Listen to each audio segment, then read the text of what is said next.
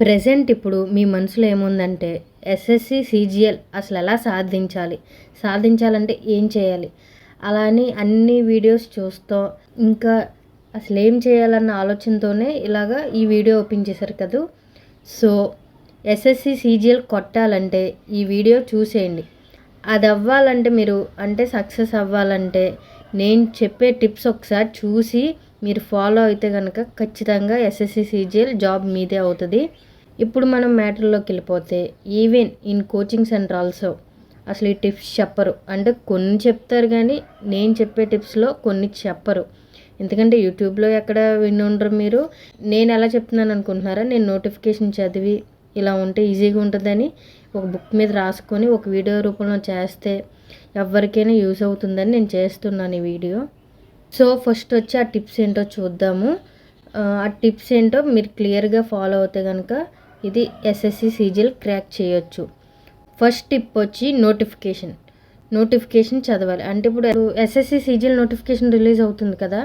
Notification అంటే ఏం లేదు, మనకు ఒక పీడిఎఫ్ ఫార్మాట్లో ఉంటుంది చూడు, అందుట్లో ప్రతి డీటెయిలింగ్ ఉంటుంది అనమాట. సో అందుట్లో అన్నీ క్లియర్గా మెన్షన్ చేస్తారు, అందుట్లో తప్పు ఉండదు. ఏమి మెన్షన్ చేశారో అవి మనకు కరెక్ట్గా మెన్షన్ చేసి చెప్పినవి అనమాట. సో 109 పేజెస్తో ఇప్పుడు ఈ ఇయర్ నోటిఫికేషన్ ఉంది. సో మొత్తం స్టార్టింగ్ కా నుంచి ఆ నోటిఫికేషన్ మొత్తం కనుక చదివితే మనకి ఏంటన్నది మ్యాటర్ అర్థమవుతుంది. సో చాలామంది చేసే తప్పు ఏంటంటే సీజీఎల్ ప్రిపరేషన్ స్టార్ట్ చేసే ముందు నోటిఫికేషన్ చదవరు, అప్లికేషన్ ప్రాసెస్ చూసేస్తారు. ఫస్ట్ చూసి అప్లికేషన్ పెట్టేసి కోచింగ్కి వెళ్ళిపోతారు. ముందు మనం నోటిఫికేషన్లో ఏమి ఇచ్చారు, ఎన్ని పోస్టులు ఉన్నాయి, మనకి ఎలిజిబిలిటీ ఉందా లేదా, ఏజ్ లిమిట్ ఎంత, తర్వాత ఎగ్జామ్ ప్రాసెస్ ఏంటి, సిలబస్ ఏముంది, ఏమీ చెక్ చేయకుండా వెళ్ళిపోతే ఏమవుతుంది, ఫెయిల్ అవుతారు. సో పర్ఫెక్ట్గా మనం క్రాక్ చేయాలంటే కనుక ఫస్ట్ నోటిఫికేషన్ చదవాలి. నోటిఫికేషన్ చదివిన తర్వాత మనకి ఫస్ట్ నోటిఫికేషన్ ఉన్న మ్యాటర్ అర్థమవుతుంది. ఫస్ట్ టిప్ ఎక్కడితో క్లియర్ అయింది అనుకుంటున్నాను నేను. నోటిఫికేషన్ క్లియర్గా చదవాలి. ఫస్ట్ వచ్చి నోటిఫికేషన్ క్లియర్గా చదవాలి, అందులోనే అర్థమవుతాయి. మనం ఇప్పుడు నోటిఫికేషన్ చదివాము అనుకోండి, సరే నేను నోటిఫికేషన్ చదివాను, సో అందులో నుంచి మెయిన్ పాయింట్స్ నేను చెప్తున్నాను ఇప్పుడు. సో ఫస్ట్ వచ్చి మనం నోటిఫికేషన్ క్లియర్గా చదవాలి. చదివిన తర్వాతే మనం ఏజ్ లిమిట్ ఏంటి, మన ఎడ్యుకేషనల్ క్వాలిఫికేషన్ ఏంటి, మనం అప్లై చేసే రోల్కి సెట్ అవుతుందా లేదా అని చెక్ చేసుకున్న తర్వాత మనం నెక్స్ట్ ప్రాసెస్కి వెళ్ళాలంటే ఏం ప్రాసెస్ అంటే అది ఎగ్జామ్ ప్రాసెస్ చూడాలి. ఎగ్జామ్ ప్రాసెస్ అంటే ఏముంటుందంటే సీజీఎల్కి టైర్ 1 టైర్ 2 డీవీ ఉంటుంది, అంటే డాక్యుమెంట్ వెరిఫికేషన్ అనమాట. సో ఎగ్జామ్ ప్రాసెస్ అర్థమైంది మనకి. ఇప్పుడు ఎగ్జామ్ ప్రాసెస్ అయ్యింది తర్వాత ఎగ్జామ్ మోడ్ తెలుసుకోవాలి. ఇది ఆఫ్లైన్లో కండక్ట్ చేస్తున్నారా ఆన్లైన్లో కండక్ట్ చేస్తున్నారా చూసుకోవాలి. సో ఎగ్జామ్ మోడ్ వచ్చి మనకి ఆన్లైన్లోనే కండక్ట్ చేస్తున్నారనమాట. కానీ మనం ఇన్ సెంటర్కి వెళ్ళి మనం ఆన్లైన్లో రాయాలి, అంటే సిస్టంలో రాయాలన్నమాట. ఆఫ్లైన్ అంటే మనకి పేపర్ ఇచ్చి ఓఎంఆర్ షీట్ ఇచ్చి ఆన్సర్ రాయాలన్నమాట. సో అలా కాదు, ఇది ఆన్లైన్లోనే. తర్వాత వచ్చి అసలు ఎగ్జామ్ ఎలా ఉంటుంది, ఆబ్జెక్టివ్ టైప్లో ఉంటుందా డిస్క్రిప్టివ్ టైప్లో ఉంటుందో కూడా తెలుసుకోవాలన్నమాట. సో ఇందులో ఎస్ఎస్సి సీజీఎల్కి టైర్ 1 ఎగ్జామ్కి వచ్చి అంటే ప్రిలిమ్స్కి వచ్చి ఎలా ఉంటుందంటే ఆబ్జెక్టివ్ టైప్లోనే ఉంటుంది. ఆబ్జెక్టివ్ టైప్ అంటే మల్టిపుల్ చాయిస్ క్వశ్చన్ అనమాట. 4 ఆప్షన్స్ ఇస్తారు, మనం ఒకటి కరెక్ట్ ఆన్సర్ పెట్టాలి. టైర్ 2 కూడా సేమ్ ఆబ్జెక్టివ్ టైప్లోనే ఉంది, అది కూడా చూస్ ద కరెక్ట్ ఆన్సర్సే. కానీ కొన్ని పేపర్స్కి మాత్రం డిస్క్రిప్టివ్ ఉంది, అంటే మనం చూస్ చేసుకున్న రోల్ బట్టి కొన్నిటికి డిస్క్రిప్టివ్ పేపర్స్ ఉన్నాయి. సో అది నేను ఇంకో వీడియో చేస్తాను. నోటిఫికేషన్లో అసలు ఏమేమి డీటెయిల్స్ ఉన్నాయి, నోటిఫికేషన్ గురించి మాత్రమే ఒక ఫుల్ వీడియో చేస్తాను. సో మామూలుగా నేను ఏం చెప్తున్నా అంటే ఓన్లీ ఇప్పుడు సీజీఎల్ ఎలా క్రాక్ చేయాలన్నది చెప్తున్నాను, అందులో మెయిన్ పాయింట్స్ చెప్తున్నాను అనమాట. టైర్ 1 టైర్ 2 వచ్చి డిస్క్రిప్టివ్ లేదు, ఆబ్జెక్టివ్ మాత్రమే ఉంది, అంటే మల్టిపుల్ చాయిస్ క్వశ్చన్స్ ఉన్నాయి. కానీ కొన్ని రోల్స్కి మాత్రమే ఇలా ఉందన్నమాట. ఎలా అంటే డిస్క్రిప్టివ్ ఉంది, అది మళ్ళీ మనం చూద్దాం వేరే వీడియోలో. ఎగ్జామ్ మోడ్ తెలుసుకున్న, ఎగ్జామ్ ప్రాసెస్ అయిపోయింది. ఇప్పుడు నెక్స్ట్ మెయిన్ థింగ్ వచ్చి సిలబస్. అసలు సిలబస్ చెక్ చేసుకోవాలి. సిలబస్ చెక్ చేయకుండా ఏం చదివేస్తాము, ఏదో ఉన్నాయి కదని వీడియోస్ చూసేయడమో లేదంటే బుక్స్ కొనేసి ప్రాక్టీస్ అయిపోతే మనం క్రాక్ చేయలేం. సిలబస్ చెక్ చేసుకోవాలి. సిలబస్ ఏముంది, సిలబస్ ఏమేమి ఉన్నాయో ఫస్ట్ మనం రాయాల్సింది టైర్ 1 ఎగ్జామ్ కాబట్టి ఫస్ట్ మనం టైర్ 1 ఎగ్జామినేషన్ చూడాలి. సో టైర్ 1కి సిలబస్ ఏమి ఇచ్చారంటే general intelligence and reasoning, general awareness, quantity aptitude, English comprehension ఇచ్చారు. సో ఈ 4 సబ్జెక్ట్స్ ఉన్నాయి. ఎన్నెన్ని క్వశ్చన్స్ వస్తాయని కూడా ఇచ్చారు. జనరల్ ఇంటెలిజెన్స్ అండ్ రీజనింగ్ నుంచి 25 క్వశ్చన్స్ వస్తాయి, 50 మార్క్స్కి ఉంటుంది. జనరల్ అవేర్నెస్ నుంచి 25 క్వశ్చన్స్ వస్తాయి, మ్యాక్సిమం 50 మార్క్స్ ఉంటాయి. క్వాంటిటీ యాప్టిట్యూడ్ దాని నుంచి 25 క్వశ్చన్స్ వస్తాయి, మ్యాక్సిమం మార్క్స్ వచ్చి 50. ఇంగ్లీష్ కాంప్రహెన్షన్ ఉంది, దాని నుంచి కూడా క్వశ్చన్స్ ఉన్నాయి, 25 క్వశ్చన్స్ ఉన్నాయి, మ్యాక్సిమం మార్క్స్ వచ్చి 50 అనమాట. మనకి టైం అలౌ చేసింది 1 అవర్. ఒకవేళ కొంతమంది స్క్రైబ్ తీసుకుంటారు కదా, అంటే ఫిజికల్లీ డిజేబుల్డ్ పర్సన్స్ ఉంటారు కదా, వాళ్ళకి మాత్రం 1 అవర్ 20 మినిట్స్ ఇస్తున్నారు. సో మనకి టోటల్గా 200 మార్క్స్కి 100 క్వశ్చన్స్ ఉంటాయి. టోటల్ వచ్చి ఇప్పుడు 200 మార్క్స్కి 100 క్వశ్చన్స్ ఉంటాయి. ఒక్కో క్వశ్చన్కి 2 మార్క్స్ అనమాట. ఇందిట్లో ఇప్పుడు ఏంటంటే మనం ఇంకో విషయం, మెయిన్ విషయం తెలుసుకోవాలి, నెగిటివ్ మార్కింగ్ ఉందా లేదా అని చెక్ చేసుకోవాలి. నెగిటివ్ మార్కింగ్ అయితే కంపల్సరీ ఉంది, హాఫ్ మార్క్ కట్ అయిపోతుంది ఈచ్ రాంగ్ ఆన్సర్కి వచ్చి. అది నెగిటివ్ మార్కింగ్ కూడా ఉంది, జాగ్రత్తగా మనం పెట్టాలి. ఇప్పుడు సిలబస్లో మనం చూసాం కదా, టైర్ 1కి సిలబస్ చూసాం ఎలా ఉంది, ఇది సిలబస్. సో ఇప్పుడు సబ్జెక్ట్స్ ఇచ్చాడు.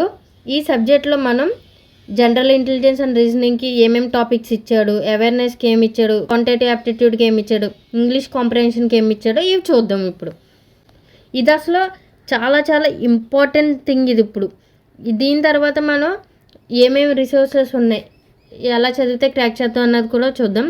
సో ఇప్పుడు మనం సిలబస్ చూద్దాం. సో ఇండికేటివ్ సిలబస్ టైర్ 1కి వచ్చి ఇప్పుడు ఇందాక చెప్పాం కదా 4 సబ్జెక్ట్స్ ఉన్నాయని.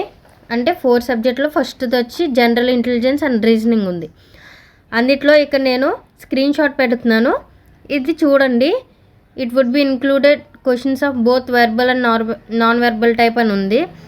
This component may include questions on analogies, similarities and differences, space visualization, అలా ఎక్సెట్రా అన్నీ ఇచ్చారు. జనరల్ అవేర్నెస్ ఇచ్చారు, క్వాంటిటివ్ యాప్టిట్యూడ్ ఇచ్చారు, ఇంగ్లీష్ కాంప్రహెన్షన్ ఇచ్చారు.